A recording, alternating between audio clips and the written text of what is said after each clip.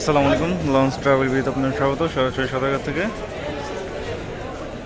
আজ 6 জানুয়ারি রোজ সোমবার। আজকে ফারহান 7-এর ব্যানারে ফারহান 8 যাচ্ছে জালকাঠির উদ্দেশ্যে। বায়াঘাট থাকবে ফতুল্লা, চাঁদপুর, চরমনাই, দবদবা, নলছিটি, বরিশাল, জালকাঠি। তো আজকে দেখাবো জালকাঠি রুটের ফারহান 8 লঞ্চে কেমন যাত্রী হলো। এই লঞ্চটি প্রথমে ফতুল্লা ঘাট ধরবে, তারপর চাঁদপুরে ঘাট ধরবে। চাঁদপুর থেকে প্রায় 70, 80 বা 100 জনের মতো যাত্রী উঠবে। লঞ্চে ছাড়বে রাত 8টায়। এখন বাজে হলো 7:43। নিচতলার ফ্রন্ট আগে কিন্তু বরিশাল রুটে চলতো এই ফারহান 8 লঞ্চটি। নিচতলার ডেক, মালামাল রয়েছে দুই পাশে। ফারহান 8 কিন্তু আগে বরিশাল রুটে চলাচল করতো, তারপর যুক্ত হয়েছিল বরগুনা রুটে, তারপর ইলিশা যুক্ত হয়, তারপর সর্বশেষ যুক্ত হয় মনপুরা হাতিয়া রুটে। এখন নিয়মিত মনপুরা হাতিয়া রুটে রোটেশন পদ্ধতিতে চলাচল করে। ফারহান 7 সার্ভিসের বাইরে থাকার কারণে আজকে তার প্রক্সিতে জালকাঠি যাবে। রাত 8টা বা 8:10 ছাড়বে লঞ্চটি। যাত্রী অনেকটাই কম, কিন্তু সুন্দরবন থাকলে সুন্দরবনের যাত্রী হয় সবসময়। মালামাল রয়েছে অনেক, আন্ডারে মানে প্রচুর মালামাল।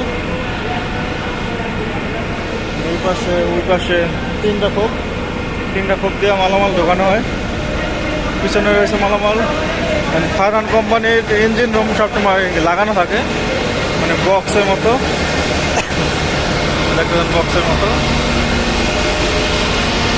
পিছনে রয়েছে ক্যান্টিন, ডেক, কেবিন যাত্রীদের জন্য।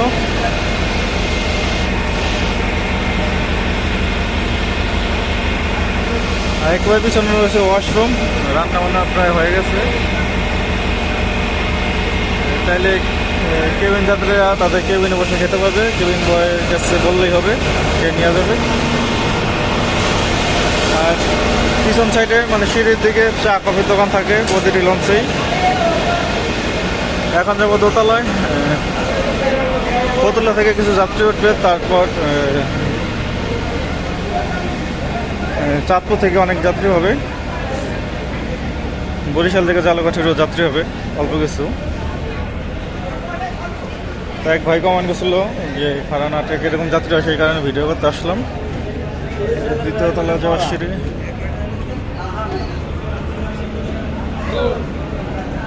দ্বিতীয় তলায় পিছনটাই অনেকটা ফাঁকা,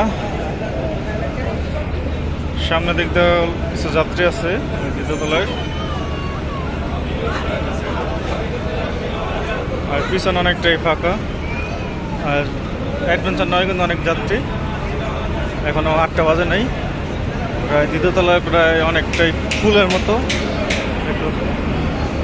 ফারহান 8-এর দ্বিতীয় তলার ডেক, পিছন